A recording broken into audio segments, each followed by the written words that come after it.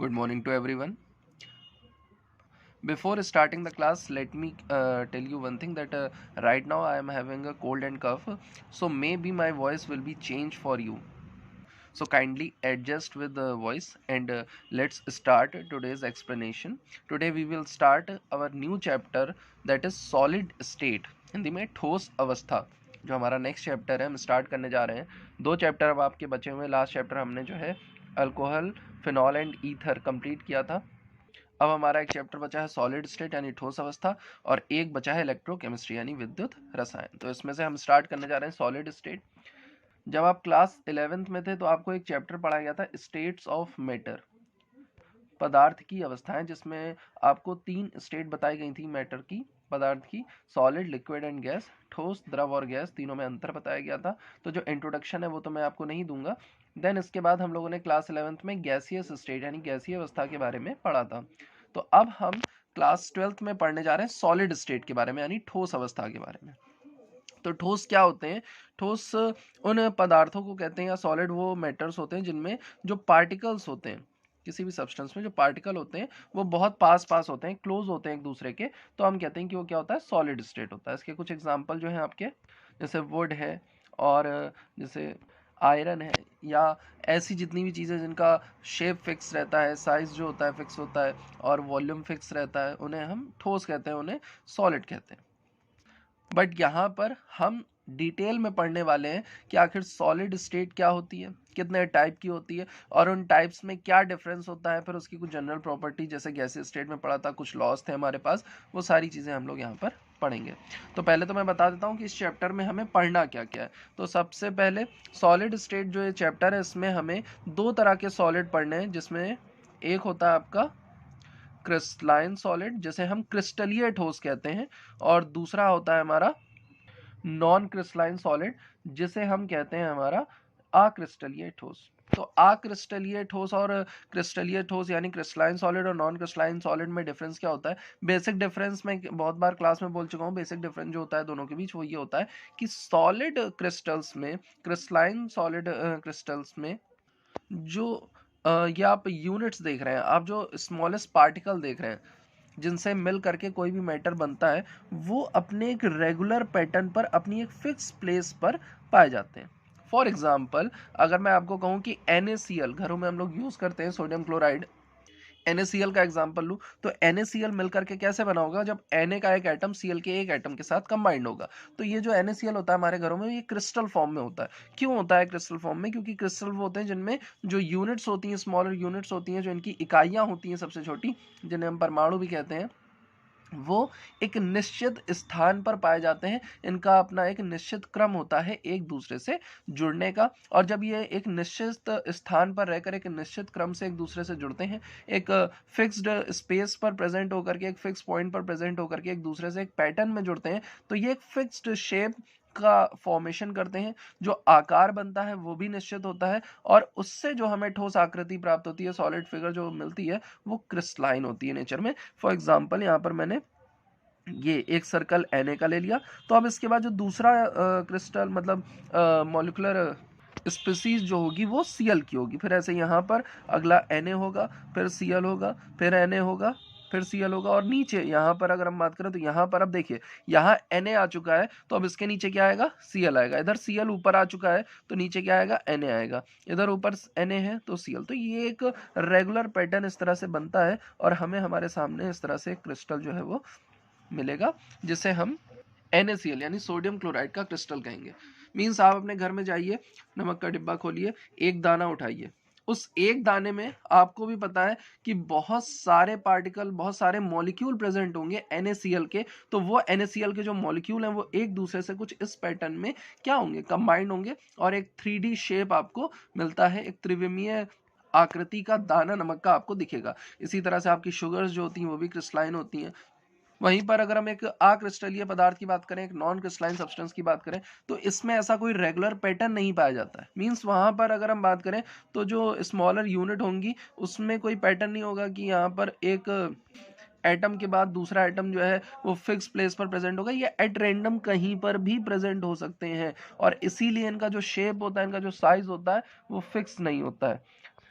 जैसे अगर हम बात करें कांच, रबर, प्लास्टिक, ये सब जो होते हैं इनमें क्रिस्टलाइन नेचर नहीं होता है, इनमें क्रिस्टलीय प्रकृति नहीं होती है, ये नॉन क्रिस्टलाइन सॉलिड होते हैं, इन्हें हम अमॉर्फस सॉलिड भी कहते हैं। नॉन क्रिस्टलाइन को अमॉर्फस सॉलिड कहा जाता है, हिंदी में इन्हें कहते हैं अक्रिस्टलीय ठोस। तो हमें इस चैप्टर में बेसिकली अपने क्रिस्टलाइन सॉलिड के बारे में पढ़ना है, यानी कि क्रिस्टलीय ठोस के बारे में पढ़ना है। तो मॉलिक्यूलर अरेंजमेंट के अकॉर्डिंग, यानी कि आणविक व्यवस्था के आधार पर, तो ये दो तरह के हो गए, क्रिस्टलाइन और अमॉर्फस, यानी कि क्रिस्टलीय और अक्रिस्टलीय। इसके बाद जो हमारी यूनिट्स होती हैं, ये जो पार्टिकल्स हैं, इनसे इनके बेसिस पर अगर हमें बताना हो, यानी कि जो इस ठोस की जो सबसे छोटी इकाई है उसके आधार पर अगर हमें ठोसों को वर्गीकृत करना हो, सॉलिड्स को क्लासिफाई करना हो, तो हम इसे चार पार्ट में क्लासिफाई कर सकते हैं। एक होता है मॉलिक्यूलर सॉलिड, यानी कि आणविक ठोस। आणविक ठोस में क्या होगा, जो सॉलिड्स बने होंगे वो मॉलिक्यूल से मिलकर के बने होंगे, उनमें जो उनकी सबसे स्मॉलेस्ट जो यूनिट होगी वो मॉलिक्यूल की होगी। जैसे अगर हम एग्जांपल ले लें तो सॉलिड अमोनिया, अमोनिया वैसे तो गैस होती है आई नो, बट हम क्या कर सकते हैं, इसको सॉलिड स्टेट में कन्वर्ट कर सकते हैं। तो जो सॉलिड अमोनिया होगी उसमें जो सबसे स्मॉलेस्ट यूनिट होगी वो NH3 की होगी। या आप सॉलिड हाइड्रोजन ले लीजिए, सॉलिड ब्रोमीन ले लीजिए, सॉलिड आयोडीन, आयोडीन तो आपको पता है ये क्रिस्टलाइन फॉर्म में होता है सॉलिड स्टेट में, और ऑर्गन ले लीजिए सॉलिड। तो ये हमारे यहाँ पर जो स्मॉलेस्ट यूनिट होगी वो मॉलिक्यूलर होगी। तो जो हमारे सॉलिड होते हैं जिनमें जो स्मॉलेस्ट यूनिट, उनकी जो सबसे छोटी इकाई होती है, अगर वो अणु है, एक अणु है, एक मॉलिक्यूल है, तो उससे मिलकर के जो सॉलिड बनता है वो मॉलिक्यूलर सॉलिड होता है। ये हम दूसरे टाइप का क्लासिफिकेशन कर रहे हैं। ये क्लासिफिकेशन जो मैंने किया था ये इस बेसिस पे था कि जो मॉलिक्यूल्स होंगे, जो एटम्स होंगे, उनका फिक्स अरेंजमेंट होगा कि फिक्स अरेंजमेंट नहीं होगा, यानी पैटर्न क्या होगा उनका। अब मैं जो क्लासिफिकेशन कर रहा हूँ वो इस बेसिस पर कि जो स्मॉलेस्ट यूनिट होगी किसी सॉलिड में आखिर वो क्या होगी। तो अगर किसी ठोस में जो सबसे छोटी इकाई है वो कोई अणु है, तो जो ठोस बनेंगे वो आणविक ठोस होंगे। वहीं पर अगर जो हमारा सॉलिड बना हुआ है उसमें जो एटम्स और मॉलिक्यूल्स हैं वो आपस में कोवेलेंट बॉन्डिंग से एक दूसरे से जुड़े हुए हैं, तो जो सॉलिड बनता है उसे कोवेलेंट सॉलिड कहा जाता है, यानी सहसंयोजी ठोस कहा जाता है। इसके अगर हम कुछ कॉमन एग्जांपल हैं, जैसे कार्बन है, कार्बन का मतलब आपका हो गया कोयले में हुआ, डायमंड में हुआ, या ग्रेफाइट में हुआ। तो इनमें जैसे डायमंड के केस में कार्बन कार्बन जो है एक दूसरे से कोवेलेंट बॉन्ड से जुड़ा होता है, या ग्रेफाइट में लास्ट ईयर हम लोगों ने पढ़ा था कि ग्रेफाइट में भी जो कार्बन कार्बन होता है वो एक दूसरे से कोवेलेंट बॉन्ड से जुड़ा होता है, सहसंयोजी बंध से जुड़ा होता है। तो वो जो ठोस बनता है जाकर के उसे हम कोवेलेंट सॉलिड भी कह सकते हैं या सहसंयोजी ठोस भी कह सकते हैं। और अगर मैं डायमंड की बात करूं तो डायमंड जो है पैटर्न के बेसिस पर एक क्रिस्टलाइन सॉलिड होता है, यानी एक क्रिस्टलीय ठोस होता है। और स्पीसीज के अकॉर्डिंग बात करूं, अगर इकाई जो उसकी सबसे छोटी इकाई है उसके आधार पर बात करूं, तो ये कोवेलेंट सॉलिड होता है, यानी एक सहसंयोजी ठोस होता है। फिर इसके बाद अब जब कोवेलेंट की बात आई, जो थर्ड टाइप जो होगा हमारे सॉलिड का वो हो जाएगा आयनिक सॉलिड, यानी कि आयनिक ठोस।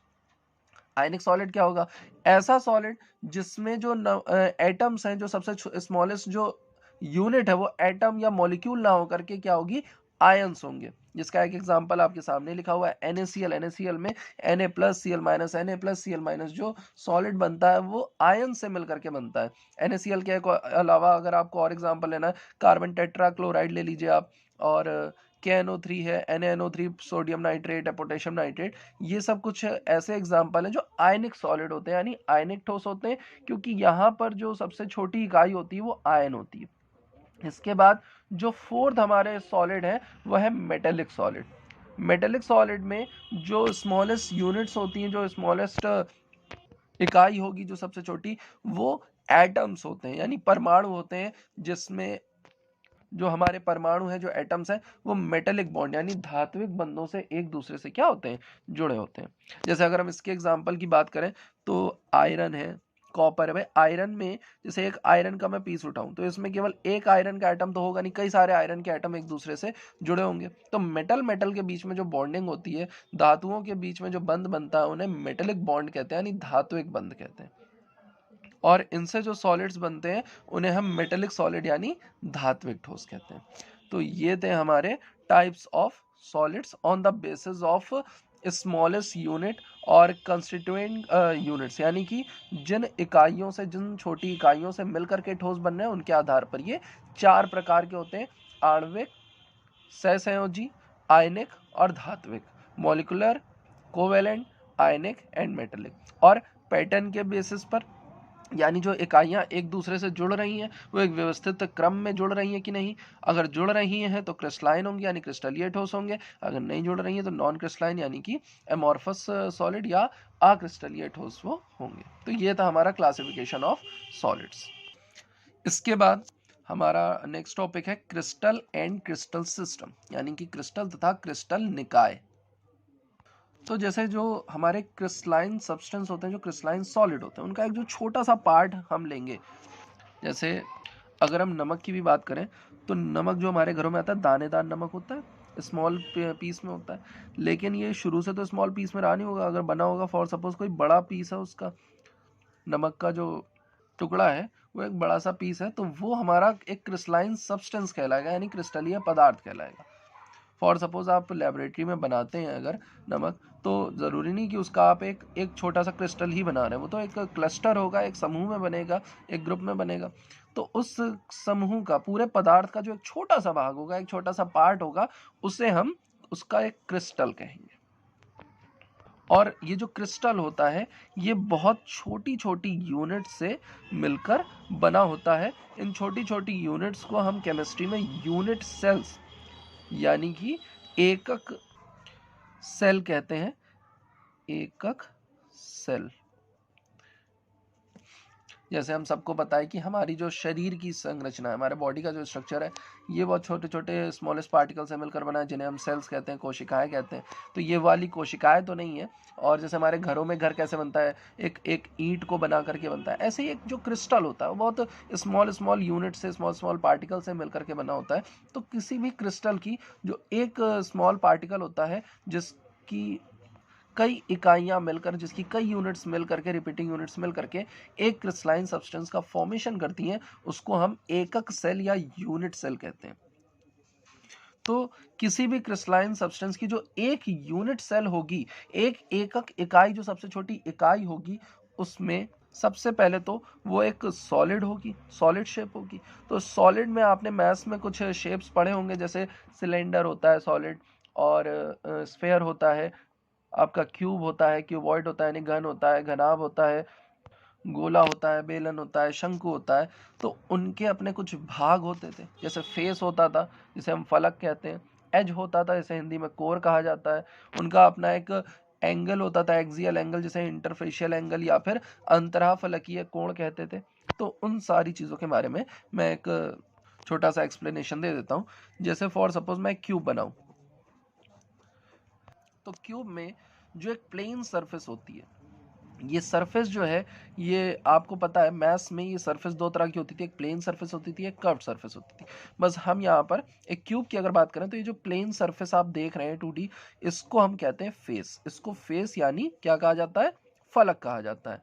और जहां पर दो फेसेस एक दूसरे से आकर मिलते हैं, जैसे एक ये फेस है, एक ये फेस है, दोनों फलक जहां पर आकर के एक दूसरे से मिलेंगे वो कहलाता है हमारा एज यानी कि कोर। एंड दो फेसेस के बीच में, जैसे कि फॉर सपोज एक आपका ये फेस हो गया, एक नीचे वाला फेस हो गया, इन दोनों फेसेस के बीच में, इन दोनों फलकों के बीच में जो ये कोण बनता है, जो एंगल बनता है, इसे इंटरफेशियल एंगल या अंतराफलकीय कोण कहा जाता है। एंड किसी भी एक क्रिस्टल में जो इसकी ये जो यूनिट्स है, एक एक यूनिट मिल करके जो एक रेगुलर पैटर्न का फॉर्मेशन करती है, एक व्यवस्थित आकृति का निर्माण करती हैं, उसे उसका रूप कहा जाता है, यानी उसका फॉर्म कहा जाता है। तो किसी भी क्रिस्टल में जो एक छोटी उसकी यूनिट सेल होती है, एक एकक इकाई होती है, एक एक सेल होती है, उसमें आपको चार भाग जो हैं उनके बारे में पता होना चाहिए। एक उसके फेस यानी फलक के बारे में, एक उसके रूप यानी फॉर्म के बारे में, एक उसके एज यानी कोर के बारे में, और एक है आपका अंतराफलकीय कोण, जिसे हम इंटरफेशियल एंगल कहते हैं। तो interfacial angle, edge, face, form बहुत छोटी सी चीज़ है। तो इस एग्जाम्पल से आप उसको समझ सकते हैं, फिर भी कोई कन्फ्यूज़न हो तो आप पूछ लीजिएगा। इसके बाद जो हमारा टॉपिक है वो है क्रिस्टल सिस्टम, यानी क्रिस्टल निकाय। क्रिस्टल निकाय का मतलब है, क्रिस्टल सिस्टम का मतलब होता है कि हमारी जो यूनिट सेल्स हैं, जो एकक इकाई है, ये जो एकक सेल है, ये जब आपस में मिलती है तो एक सिस्टम का फॉर्मेशन करती है, एक निकाय का निर्माण करती है। तो हमारे साइंटिस्ट ने हमें यहाँ पर 7 तरह के क्रिस्टल सिस्टम जो हैं वो बताए हैं। 7 टाइप के क्रिस्टल सिस्टम्स हैं, क्रिस्टल निकाय हैं। मैं उनकी आपको एक टेबल दिखा रहा हूँ, देखिएगा। इन शेप्स से आप में से कुछ लोग जो हैं वो वाकिफ होंगे, कुछ लोग इसके बारे में जानते होंगे, जो नहीं जानते हैं वो थोड़ा ध्यान से देखेंगे। ये देखिए, जो सबसे पहला क्रिस्टल सिस्टम है, ऊपर हेडिंग लिखी हुई है, ये क्रिस्टल निकाय हैं आपके, क्रिस्टल सिस्टम्स है। दूसरा है आपका क्रिस्टल सिस्टम्स में जो एजेस होती हैं इनकी लेंथ के बारे में, कि ये इक्वल है कि नहीं है। तीसरा, इनके जो इंटरफेशियल एंगल्स हैं इनमें आपस में क्या रिलेशन है, इनके अंतराफलकीय कोण में आपस में क्या संबंध है, और इसके बाद इनके उदाहरण दिए हुए एग्जाम्पल। ये टेबल आपको बहुत अच्छे से लर्न कर लेनी है, क्योंकि एग्जाम में 1 नंबर का क्वेश्चन जो है वो इस टेबल से पूछा जाता है। जैसे आपसे पूछ लेगा कि जो NaCl है उसका क्रिस्टल सिस्टम क्या होता है, तो आपको पता होना चाहिए कि NaCl का जो क्रिस्टल सिस्टम होता है वो घनीय होता है, क्यूबिक होता है। क्रिस्टल निकाय जो होता है वो घनीय होता है। इसमें पूछ सकता है कि उसका अंतराफलकीय कोण कितना होता है, तो आपको पता होना चाहिए 90 डिग्री होता है। और उसमें जो एजेस होते हैं, जो आपकी आद्य दूरियां होती हैं, आद्य दूरियां यानी यहाँ पर ये जो एक्सियल डिस्टेंस, इसका मतलब है कि 2 यूनिट्स के बीच में जो डिस्टेंस होती है, जिसको हम एज भी कहते हैं एक तरह से, लेकिन यहाँ पर इन्होंने इसको दूरी के रूप में लिया है, डिस्टेंस के रूप में लिया है, कि अगर एक ये यूनिट है, एक ये यूनिट है, तो इनके बीच की जो डिस्टेंस है वो कितनी, वो कैसी है, तो वो बराबर है कि नहीं है, कम है, ज्यादा है, क्या है, उसे यहाँ पर आद्य यानी प्रिमिटिव या एक्सियल डिस्टेंस कहा जाता है। तो ये जो हमारी स्मॉल स्मॉल यूनिट थी किसी क्रिस्टल में, वो एक दूसरे से अरेंज होकर किस किस तरह के शेप बना सकती हैं, किस किस तरह की आकृति बना सकती हैं, उसके बारे में ये टेबल हमें बता रही है। तो इसमें सबसे पहला जो है हमारा क्रिस्टल निकाय वो है घनीय यानी क्यूबिक। क्या होगा क्यूबिक में, कि जो यहाँ पर यूनिट्स हैं वो मिल करके जो एक 3D शेप का फॉर्मेशन करेंगी, वो क्यूब होगा, वो घन होगा। घन क्या होता है, घन वो होता है जिसमें जो सभी फेसेस होते हैं, जो सभी फलक होते हैं, वो वर्गाकृति होते हैं यानी कि स्क्वायर शेप के होते हैं, और जो उनकी एजेस होते हैं वो क्या होते हैं, इक्वल होते हैं। तो इसीलिए देखिए यहाँ पर लिखा हुआ है A is equal to B is equal to C, ये 3 एक्सेस के अकॉर्डिंग लिया हुआ है। जैसे x एक्सेस पे ए ले लिया, और y एक्सेस पे b ले लिया, और z एक्सेस पे c ले लिया। फॉर सपोज यहाँ पर हम बात करें a b और c की, तो यहाँ पर ये तीनों एजेस, ये जो तीनों कोर हैं, ये एक दूसरे के बराबर होंगे, इसलिए a बराबर b बराबर c के, इनके बीच का जो कोण बनता है तो क्यूब है। क्यूब में सारे स्क्वायर्स ही एक दूसरे से जो है जुड़ते हैं, तो जो इंटरफेशियल एंगल है, अंतराफलकीय कोण है, वो होता है 90 डिग्री। और इसके जो एग्जाम्पल है वो यहाँ पर दिए हुए हैं। फ्लोराइट है, पाइटाइट है, NSM, tetrahedrite, galena, garnet, NaCl, KCl, zinc blende जिसे जिंक सल्फाइड यानी ZnS भी कहते हैं, CsCl, caesium chloride, copper, silver, ये सब हमारे जो एग्जाम्पल है। डायमंड और फिटकरी, तो इसमें जो एग्जाम्पल जो इंपॉर्टेंट हो सकता है, CsCl इंपॉर्टेंट हो सकता है, डायमंड इंपॉर्टेंट हो सकता है, फिटकरी, क्योंकि ये कॉमन क्वेश्चन हैं जो बार बार पूछे आते हैं। आपको मतलब एग्जामिनर के अकॉर्डिंग आपको पता होना चाहिए कि जो डायमंड होता है उसमें जो क्रिस्टल सिस्टम होता है, जो क्रिस्टलीय निकाय होता है, वो कैसा होता है। NaCl क्योंकि हम रोज इसे यूज करते हैं, तो उनके बारे में हमें बहुत अच्छे से इंफॉर्मेशन होनी चाहिए। इसके बाद जो दूसरा हमारा जो क्रिस्टल सिस्टम बनता है, जो क्रिस्टल निकाय बनता है, वो होता है टेट्रागोनल, यानी इसको हिंदी में कहते हैं द्विसमलंबाक्ष। द्विसमलंबाक्ष का मतलब क्या होगा, द्विसमलंबाक्ष या टेट्रागोनल का मतलब होगा कि इसमें कोई 2 एजेस जो है वो तो एक दूसरे के बराबर होंगी। जैसे यहाँ पर एक ये एज और एक ये एज, ये तो एक दूसरे के बराबर है, लेकिन जो थर्ड एज होगी, जैसे यहाँ पर हाइट क्या ले ली, लेंथ और ब्रेथ तो इक्वल है, लेकिन हाइट जो है वो क्या है, डिफरेंट है। तो A और B तो बराबर है, लेकिन C जो है वो अलग है, एक भुजा अन्य दो से भिन्न। यहाँ पर लेकिन अभी भी जो इंटरफेशियल एंगल रहेगा, जो अंतराफलकीय कोण रहेगा, वो कितना रहेगा, 90 डिग्री रहेगा। इसके एग्जाम्पल क्या है, स्टेनस ऑक्साइड है, टेन ऑक्साइड है, और सफेद टिन जिसे कहते हैं, रोटाइल है, आइडोक्रस है, कैसेट्राइट है, NiSO4 है। तो ये इसके कुछ कॉमन एग्जाम्पल है। इसके बाद थर्ड शेप देख लेते हैं। थर्ड शेप जो है हमारा वो है ऑर्थोरोम्बिक, इसे हम कहते हैं विषम लंबाक्ष हिंदी में। विषम लंबाक्ष का मतलब कि इसमें जो तीनों साइड्स होंगी, तीनों में से कोई भी साइड एक दूसरे के इक्वल नहीं होगी। लेंथ, ब्रेथ, हाइट ये तीनों अलग अलग होंगी, लेकिन अभी भी जो एंगल रहेगा वो कितना रहेगा, 90 डिग्री रहेगा। तो देखिए सभी भुजाएं असमान है, इस तरह का शेप बनेगा। और इसके एग्जाम्पल क्या है, पोटेशियम नाइट्राइट है, और रोम्बिक सल्फर है, बैराइट है, एलेवाइट है, पोटेशियम सल्फेट है, बेरियम सल्फेट है और लेड कार्बोनेट इसके कुछ कॉमन एग्जाम्पल है। इसके बाद जो फोर्थ हमारा क्रिस्टल निकाय है वो है एक तनाक्ष या मोनोक्लिनिक। मोनोक्लिनिक में क्या है, इसमें ए बी और सी भुजाएं तो तीनों में से कोई भी, मतलब यही ऑर्थोरोम्बिक वाला केस है, भुजाएं एक भी समान नहीं होंगी, सारे एजेस जो हैं वो सब डिफरेंट होंगे, लेकिन यहाँ पर एंगल जो है, दो एंगल तो 90 डिग्री रहने वाले हैं, अल्फा और गामा जो है दो एंगल वो 90 डिग्री रहने वाले, बट एक एंगल जो होगा वो 90 डिग्री नहीं होगा, वो एंगल है ये वाला, ये जो एंगल देख रहे हो आप, ये यहाँ पर 90 डिग्री नहीं होगा। तो बनता है हमारा जो क्रिस्टलीय निकाय बनता है मोनोक्लिनिक। देखिए कुछ इसमें से क्या है, अगर सीधा होता तो कुछ ऐसा होता है एकदम सीधी लाइन जाती, लेकिन ये लाइन क्या है, थोड़ी सी तिरछी है। जब तिरछी है तो इसका मतलब कि जो थर्ड एंगल है वो 90 डिग्री के इक्वल नहीं बन रहा है। इसके एग्जाम्पल यहाँ पर दिए हुए हैं, sodium sulphate dot 10H2O and Na2B4O7 borax कहते हैं इसे, कैल्शियम सल्फेट है, पोटेशियम क्लोरेट है, इसके अलावा मोनोक्लिनिक सल्फर है, ये इसके कुछ कॉमन एग्जाम्पल है।